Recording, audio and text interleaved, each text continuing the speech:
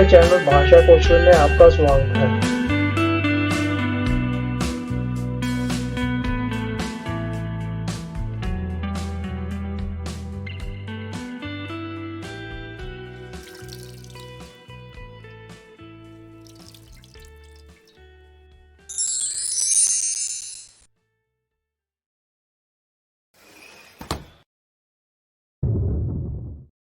पूर्ण भविष्य काल।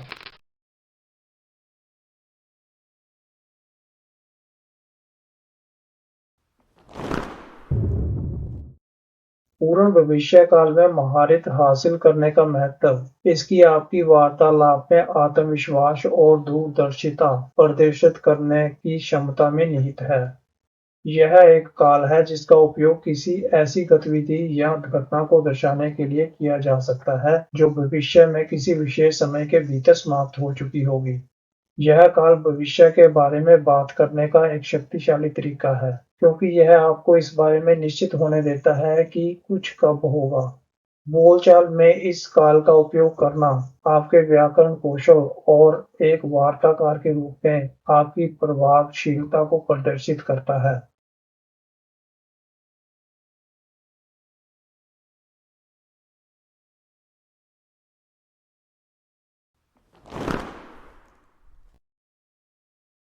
मेरा नाम है विक्रम सिंह बसाती। इस वीडियो में मैं पूर्ण भविष्य काल को सरल शब्दों में और भी स्पष्ट रूप से समझाने जा रहा हूँ।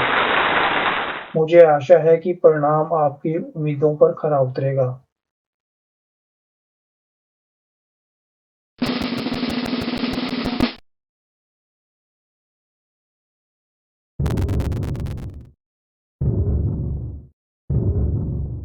अपने आप को पूर्ण लाभ पहुंचाने के लिए इस वीडियो को अंत तक देखें।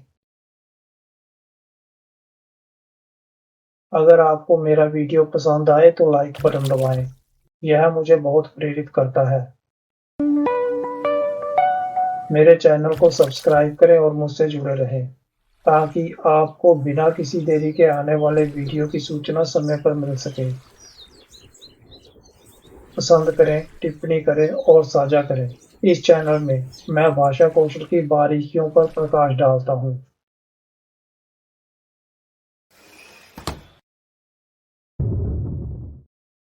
जब आप किसी ऐसी कार्रवाई के बारे में बात करना चाहते हैं जो भविष्य में एक निश्चित बिंदु से पहले घटित होगी, तो आपको पूर्ण भविष्य काल का उपयोग करना होगा। यह एक क्रिया काल है जिसका उपयोग किसी ऐसी घटना या कार्रवाई का वर्णन करने के लिए किया जाता है जो भविष्य में किसी बिंदु पर घटित हो चुकी होगी या पूरी हो चुकी होगी। इसका उपयोग अक्सर किसी समयवाचक अभिव्यक्ति के साथ किया जाता है। इस काल में दर्शाई गई कार्रवाई की एक समाप्ति तिथि या समय होता है।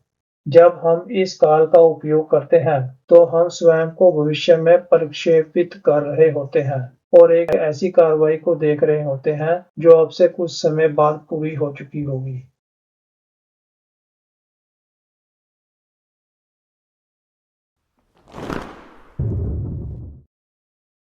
अंग्रेजी में पूर्ण भविष्य काल की रचना में सहायक क्रिया विल शैल भविष्य को चिह्नित करने के लिए, सहायक क्रिया हैव पूर्ण काल को चिह्नित करने के लिए और मुख्य क्रिया का भूतकालिक कृंतक रूप शामिल होता है। जटिल रचनाओं से ना डरें। यह वही तरीका है जिस तरह मूल बोलने वाले स्वयं रोजमर्रा के जीवन में बोलते हैं। सूत्र प्रारंभ में जटिल लग सकता है, लेकिन चिंता ना करें। नियमित अभ्यास और वास्तविक जीवन के अनुप्रयोगों से यह सहज हो जाता है।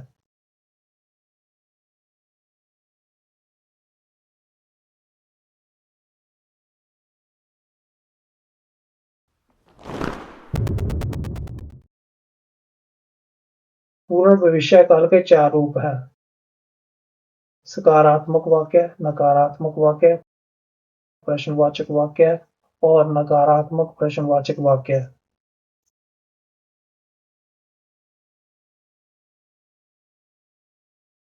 सकारात्मक कथन बनाने के लिए सकारात्मक रूप का उपयोग किया जाता है। नकारात्मक कथन बनाने के लिए नकारात्मक रूप का उपयोग किया जाता है। प्रश्नवाचक रूप का उपयोग प्रश्न बनाने के लिए किया जाता है। और नकारात्मक प्रश्नवाचक रूप का उपयोग नकारात्मक प्रश्न बनाने के लिए किया जाता है।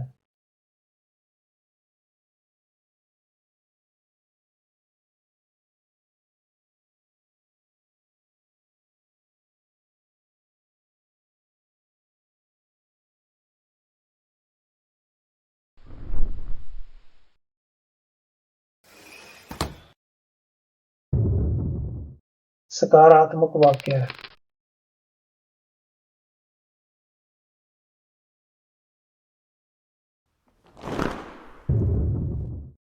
पूर्ण भविष्यकाल में सकारात्मक वाक्यों का प्रयोग उन कार्यों या घटनाओं के बारे में एक सकारात्मक कथन देने के लिए किया जाता है, जो भविष्य में किसी निश्चित समय तक पूरी हो जाएंगी।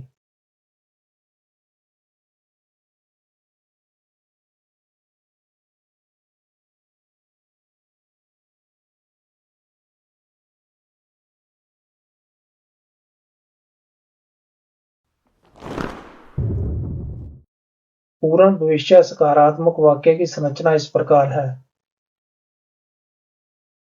पूर्ण भविष्य सकारात्मक वाक्य पहले कर्ता, फिर एक सहायक क्रिया विल शैल, फिर एक और सहायक क्रिया हैव, फिर मुख्य क्रिया का तीसरा रूप, फिर कर्म का प्रयोग करके बनाया जाता है। वाक्य के अंत में पूर्ण विराम लगाएं।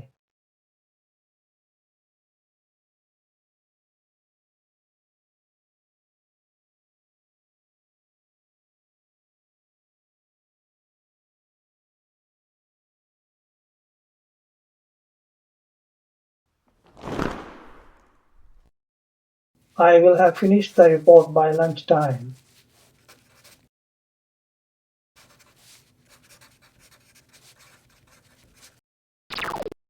मैं दोपहर के भोजन तक रिपोर्ट पूरी कर चुका हूँगा।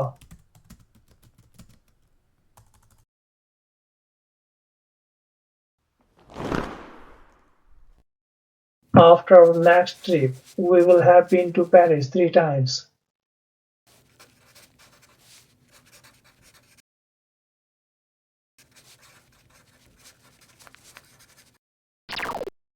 हमारी अगली यात्रा के बाद हम पेरिस 3 बार जा चुके होंगे।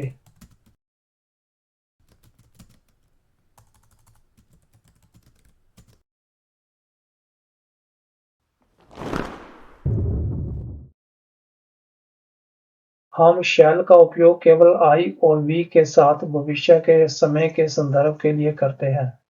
shall will की तुलना में अधिक औपचारिक और कम लोकप्रिय है। बेशक, पूर्ण भविष्य काल के लिए shall का उपयोग ब्रिटिश अंग्रेजी और औपचारिक संदर्भों में अधिक आम है।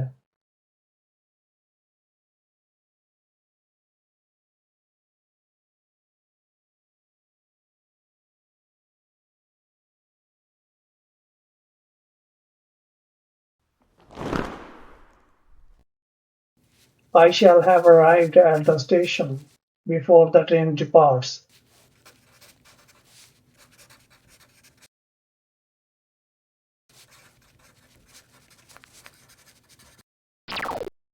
रेलगाड़ी के छूटने से पहले मैं स्टेशन पर पहुंच चुका होऊंगा।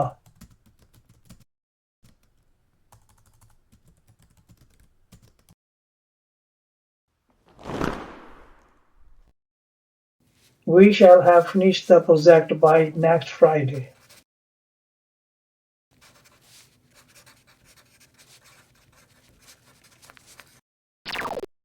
हम अगले शुक्रवार तक परियोजना पूरी कर चुके होंगे।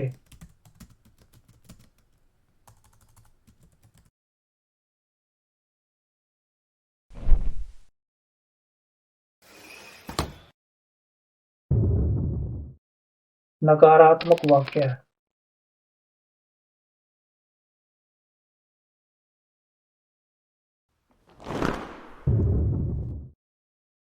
पूर्ण भविष्य काल में नकारात्मक वाक्यों का प्रयोग उन कार्यों या घटनाओं के बारे में नकारात्मक कथन देने के लिए किया जाता है, जो भविष्य में किसी निश्चित समय तक पूरी नहीं होंगी।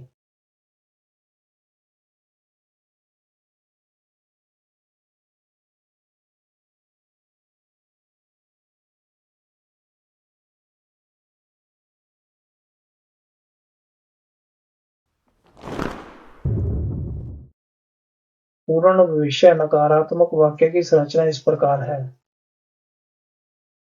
पूर्ण भविष्य नकारात्मक वाक्य पहले कर्ता, फिर एक सहायक क्रिया विल शैल, फिर एक क्रिया विशेषण नॉट या नेवर, फिर एक और सहायक क्रिया हैव, फिर मुख्य क्रिया का तीसरा रूप, फिर कर्म का प्रयोग करके बनाया जाता है। वाक्य के अंत में पूर्ण विराम लगाएं।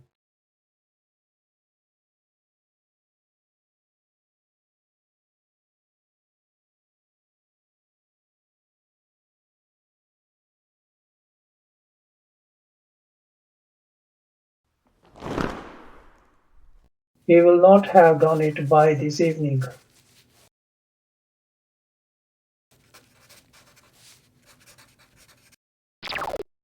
वह यह काम आज शाम तक नहीं कर चुका होगा।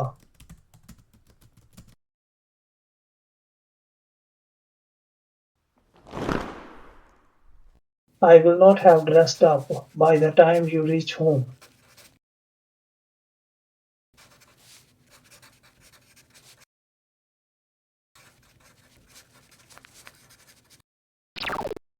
जब तक आप घर पहुंचेंगे मैं तैयार नहीं हो चुका होऊंगा।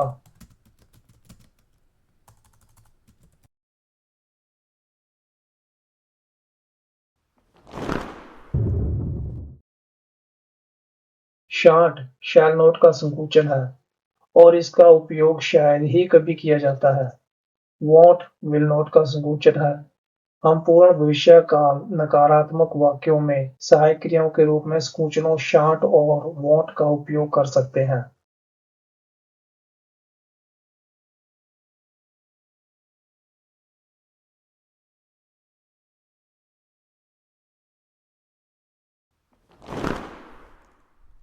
You won't have left when I arrive, will you?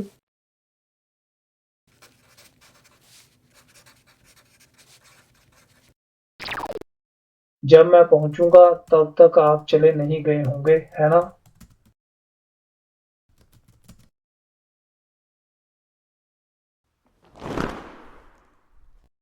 I won't have written all the reports by next week.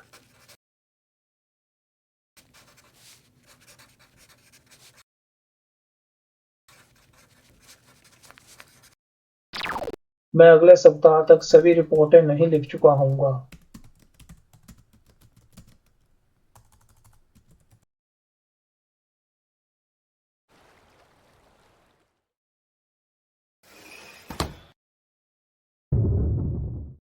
प्रश्नवाचक वाक्य।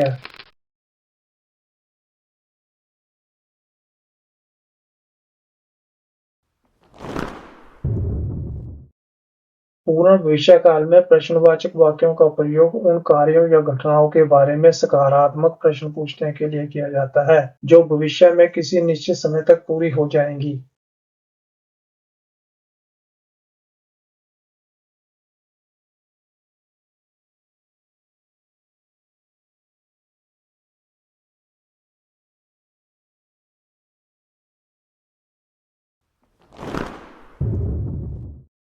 पूर्ण भविष्य प्रश्नवाचक वाक्य की संरचना इस प्रकार है।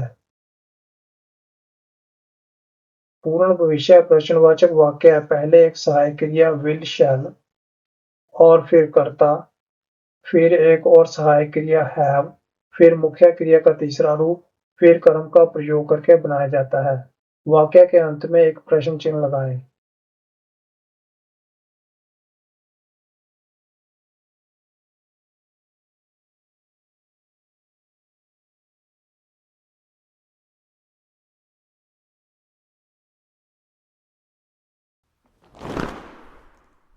Will you have written the contract by Friday?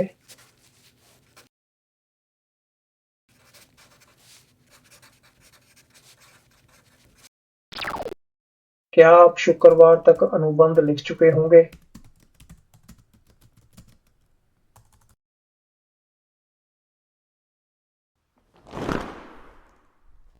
Will you have gone to bed when I get back?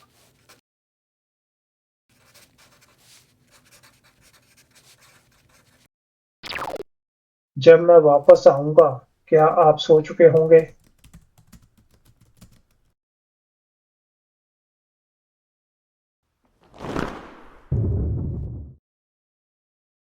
विशेष प्रश्न WH प्रश्न शब्दों का उपयोग करके बनाए जाते हैं, जैसे when, how, what, where इत्यादि।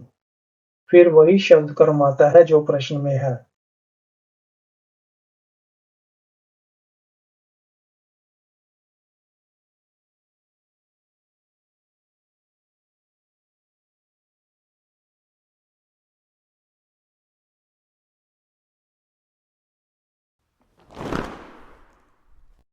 What will you have done by the end of today?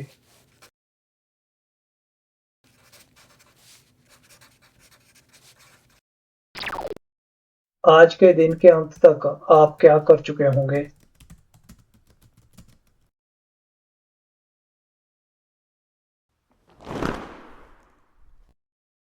How will they have found the photographer by next weekend?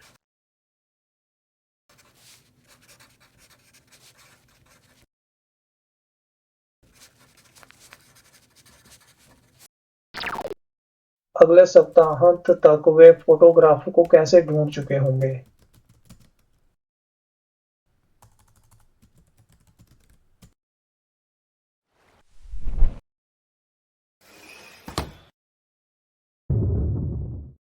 नकारात्मक प्रश्नवाचक वाक्य।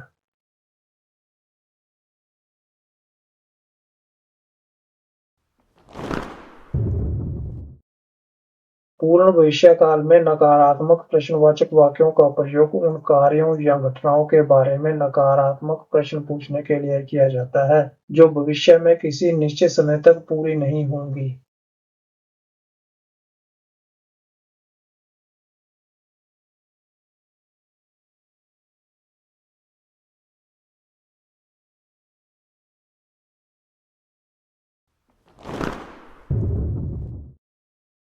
पूर्ण भविष्य नकारात्मक प्रश्नवाचक वाक्य की संरचना इस प्रकार है।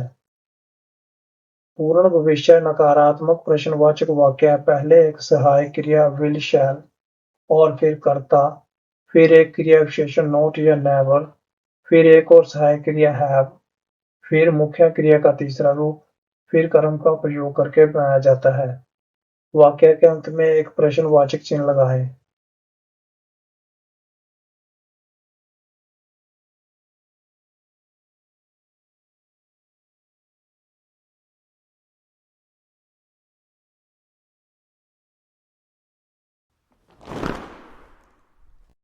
Will he not have dressed up by the time you reach home?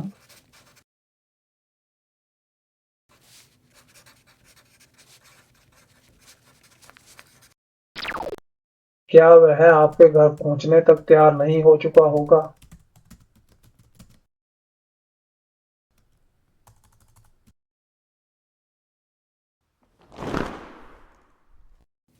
Will they not have found a new investor by next month?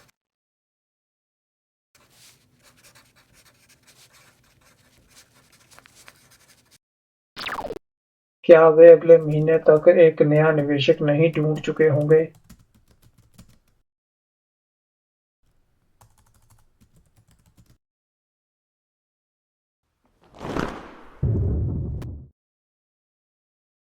सूचनों shan't और वोट का उपयोग सहायक क्रियाओं के रूप में भी किया जा सकता है जब पूर्ण भविष्य नकारात्मक प्रश्नवाचक वाक्यों में प्रश्न पूछा जाता है।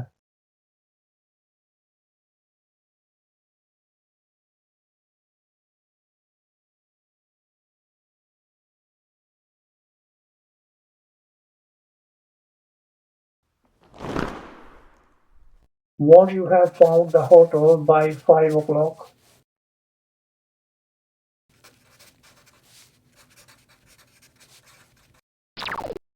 क्या आप 5 बजे तक होटल नहीं ढूंढ चुके होंगे?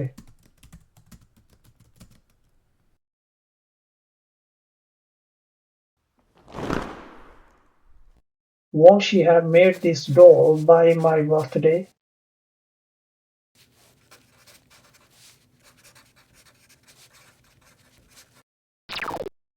क्या वह मेरे जन्मदिन तक यह गुड़िया नहीं बना चुकी होगी?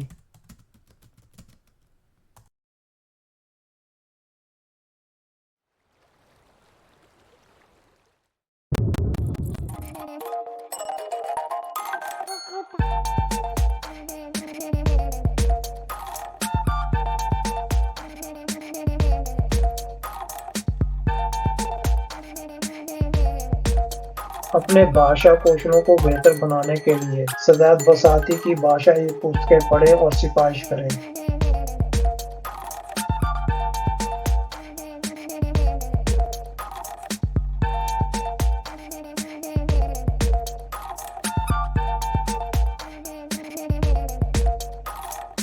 ये पुस्तकें भाषा कौशलों के लगभग सभी पहलुओं को व्यापक रूप से कवर करती हैं। इन ई-पुस्तकों में भाषा कौशलों के रहस्यों को प्रकट किया गया है, दोनों सैद्धांतिक और व्यावहारिक पहलुओं के खुलासे के माध्यम से। सब कुछ सरल एवं सुबोध भाषा में संक्षेप में किंतु संपूर्ण एवं व्यापक रूप से प्रस्तुत किया गया है। ये ई-पुस्तकें सुविधा, सुगमता और संभावित रूप से कम लागतें तजवीज़ करती हैं। निश्चित रहें कि आप अपने पैसे की कीमत कई गुना अधिक वसूल करेंगे इन ई-पुस्तकों से आवश्यक ज्ञान से खुद को लैस करके। जब आपके पास ये ई-पुस्तकें होंगी, तो आपको ज्ञान की तलाश में भटकने की जरूरत नहीं होगी। ई-पुस्तकें लचीलापन, किफायतीपन और अभिनव विशेषताएं प्रदान करती हैं, जो डिजिटल जीवन शैली के साथ संरेखित होती हैं, जिससे पढ़ना अधिक सुलभ और आनंददायक हो जाता है। इसलिए पहले अवसर पर इन कीमती ई-पुस्तकों को आजमाएं।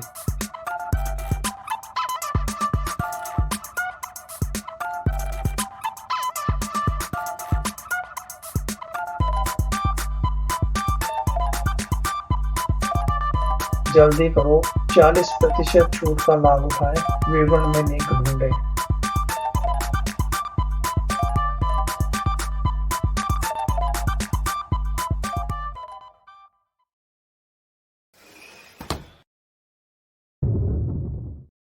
अब हम इस काल से संबंधित स्थितियों पर चर्चा करने जा रहे हैं।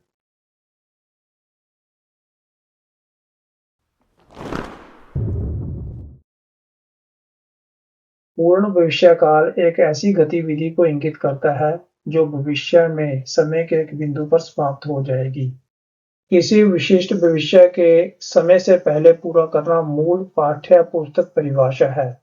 यह बताता है कि एक गतिविधि किसी अन्य भविष्य के समय या गतिविधि से पहले पूरी हो जाएगी।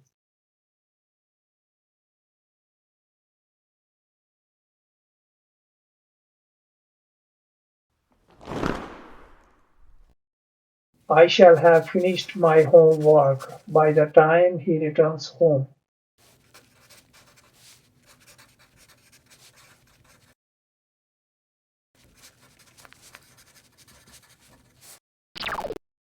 जब तक वह घर लौटेगा, मैं अपना गृह कार्य पूरा कर चुका होऊंगा।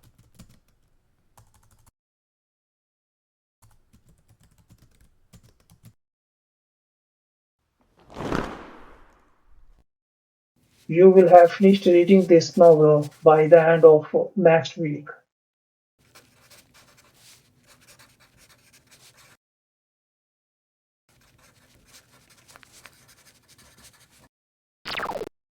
आप अगले सप्ताह के अंत तक इस उपन्यास को पढ़ना पूरा कर चुके होंगे।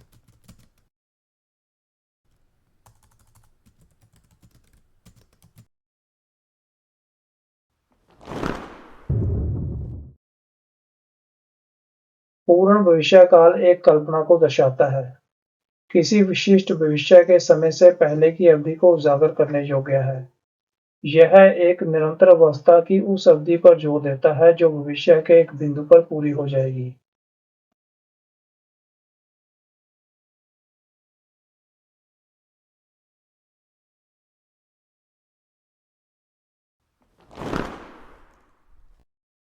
By the next year, she will have taken her university degree.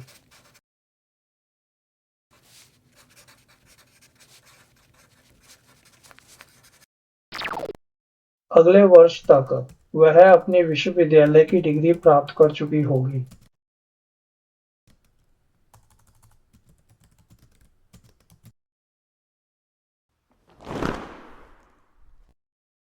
In a month, he will have been here for 10 years.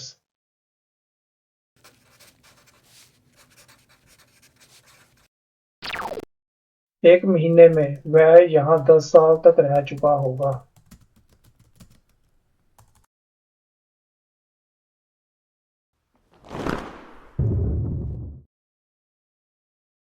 पूर्ण भविष्य काल का उपयोग किसी ऐसी गतिविधि या घटना को संदर्भित करने के लिए किया जाता है जो भविष्य में किसी अन्य गतिविधि या घटना से पहले घटित होगी।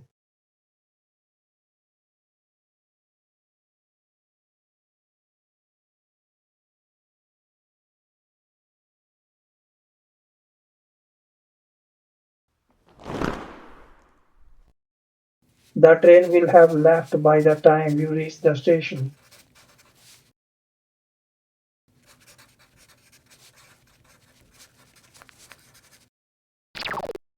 जब तक आप स्टेशन पहुंचेंगे, रेलगाड़ी रवाना हो चुकी होगी।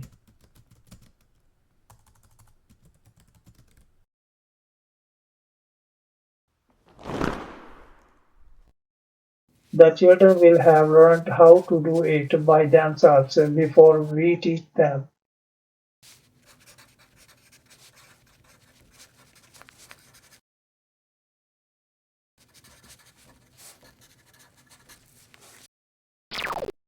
जब तक हम उन्हें सिखाएंगे, बच्चे स्वयं ही इसे करना सीख चुके होंगे।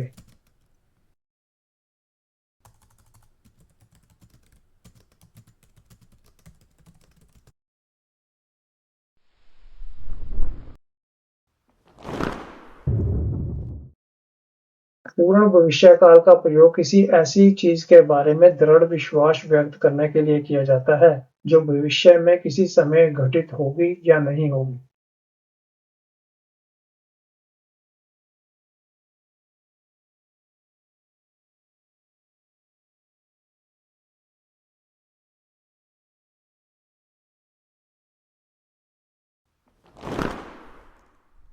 I don't think Tom will have cleaned the house completely by the time we reach.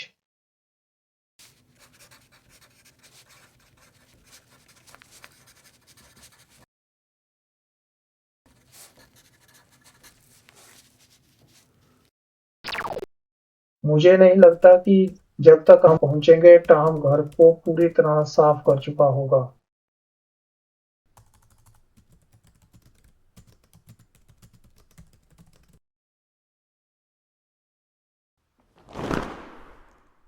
Jack and Jerry will not have finished their work by Monday due to slow progress.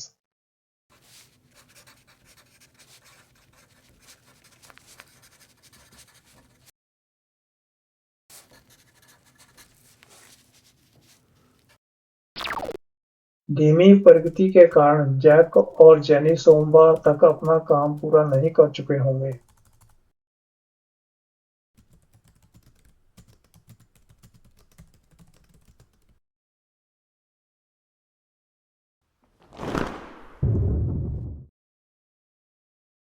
पूर्ण भविष्य का प्रयोग उन स्थितियों में किया जाता है जहां कुछ घटित होना तय था, लेकिन आप निश्चित रूप से नहीं जानते कि वह हुआ या नहीं। किसी अतीत की गतिविधि के बारे में अनुमान या अटकलबाजी का प्रयोग किसी ऐसी गतिविधि के बारे में विश्वसनीय अनुमान या धारणा बनाने के लिए किया जाता है जो वर्तमान क्षण तक पहले ही घटित हो चुकी है। यह बोली जाने वाली अंग्रेजी में बहुत आम है।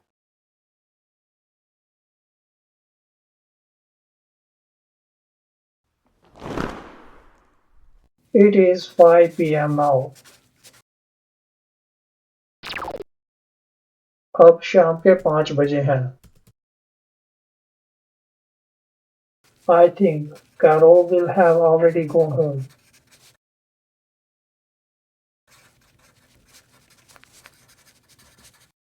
मुझे लगता है कि कैरल पहले ही जा चुकी होगी।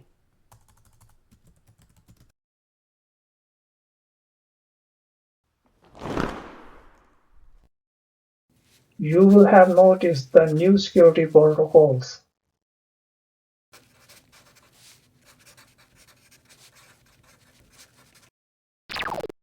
आपने नई सुरक्षा मूल्य पर ध्यान दिया होगा।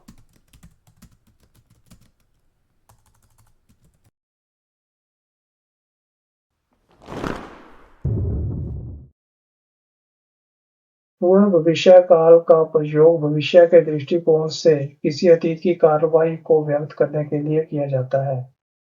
यह उपयोग आख्यानों में या कहानी सुनाते समय आम है। आप स्वयं को भविष्य में ले जाते हैं और उस कार्रवाई पर वापस नजर डालते हैं जो उस भविष्य के बिंदु से अतीत में है। यह अक्सर रिपोर्टिंग या खोज की क्रियाओं के साथ उपयोग किया जाता है।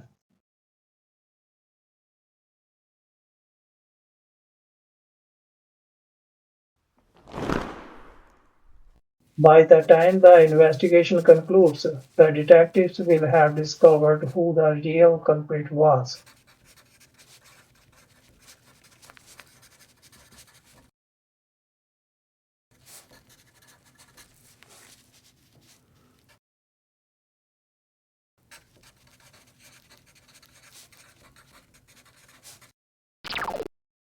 जब तक जांच पूरी होगी, जासूस यह पता लगा चुके होंगे कि असली अपराधी कौन था।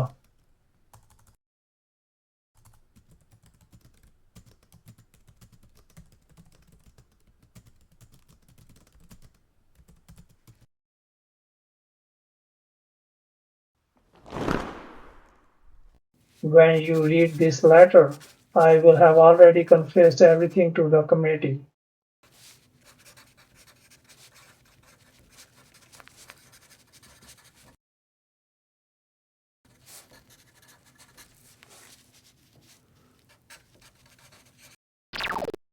जब आप यह पत्र पढ़ेंगे, मैं पहले ही समिति के सामने सब कुछ कबूल कर चुका होऊंगा।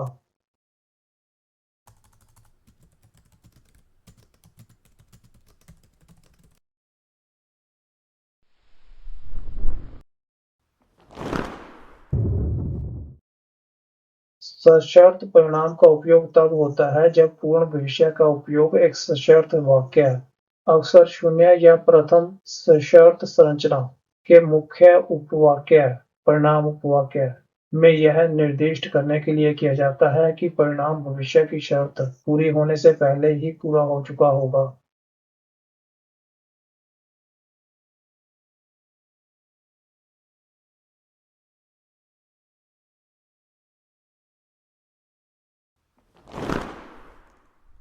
If you don't hurry, you will have missed your chance by the time we get there.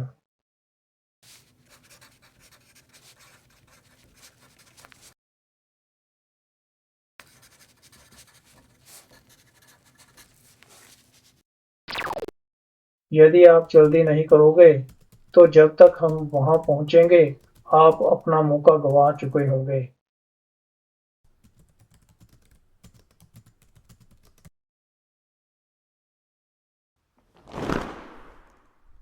When the authorities finally release a statement, the media will have already moved on to the next story.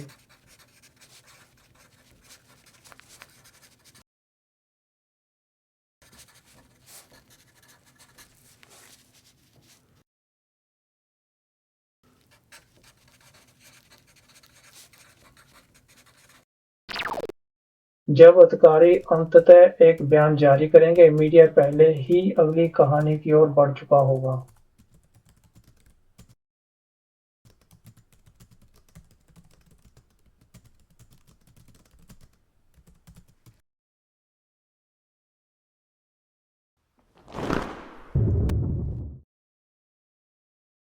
पूर्ण भविष्यकाल का उपयोग भविष्य के मोड़ के साथ type 3 सशर्त में किया जाता है, जबकि मानक तृतीय सशर्त अतीत से संबंधित होता है। पूर्ण भविष्यकाल का उपयोग if उपवाक्य में एक ऐसी शर्त निर्धारित करने के लिए किया जा सकता है जिसे भविष्य के परिणाम के घटित होने से पहले पूरा किया जाना चाहिए।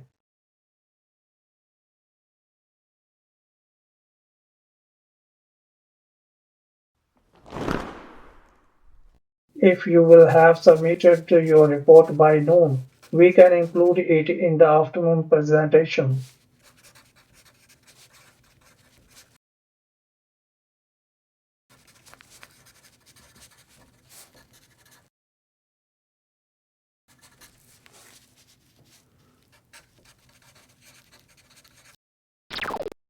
यदि आप दोपहर तक अपनी रिपोर्ट जमा करा चुके होंगे, तो हम इसे दोपहर बाद की प्रस्तुति में शामिल कर सकते हैं।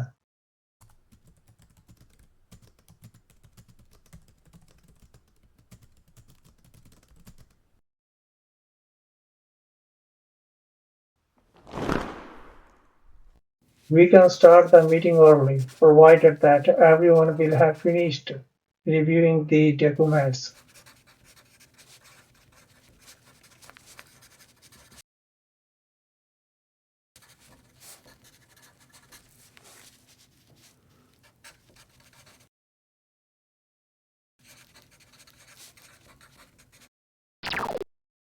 हम बैठक जल्दी शुरू कर सकते हैं बशर्ते कि हर कोई दस्तावेजों की समीक्षा पूरी कर चुका होगा।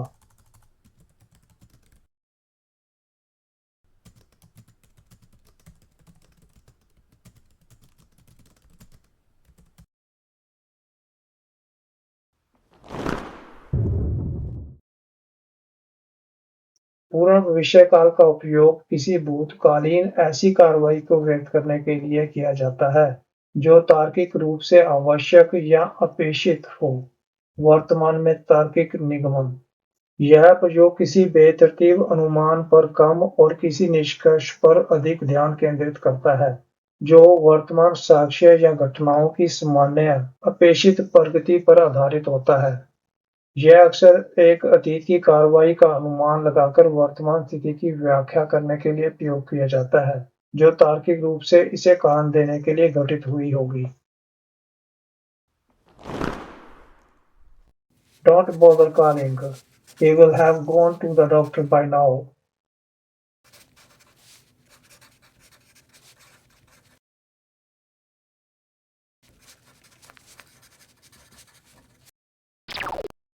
फोन करने की जहमत ना उठाएं, वह अब तक डॉक्टर के पास जा चुका होगा।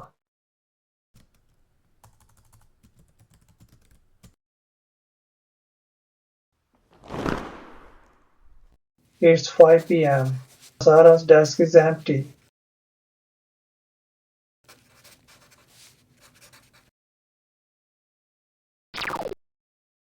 शाम 5 बजे है और सारा की मेज खाली है।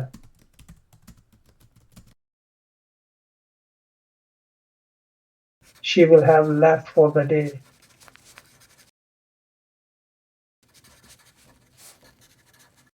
वह दिन के लिए चली गई होगी।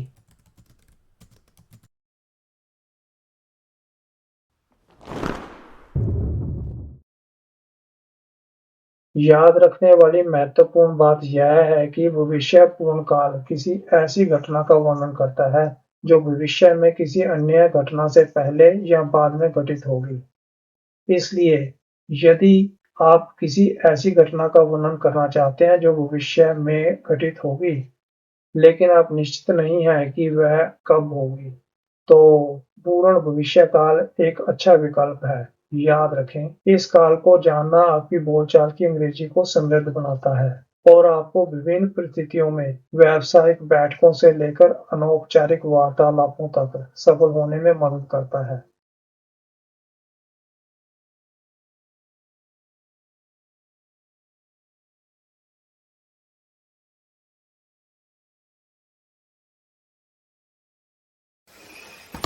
मुझे उम्मीद है कि यह वीडियो आपकी उम्मीदों पर खरी उतरेगी और आपके ज्ञान और अभ्यास में इजाफा करेगी। निश्चित रहें, आप हमेशा मेरे वीडियो से लाभ उठाते रहेंगे। मेरे वीडियो को लाइक करें। अगर आपने अभी तक मेरे चैनल को सब्सक्राइब नहीं किया है तो अभी करें। अब भाषा कौशल को लाइक और सब्सक्राइब करें, यह मेरे लिए बहुत मायने रखता है। इस वीडियो को देखने के लिए आपका धन्यवाद।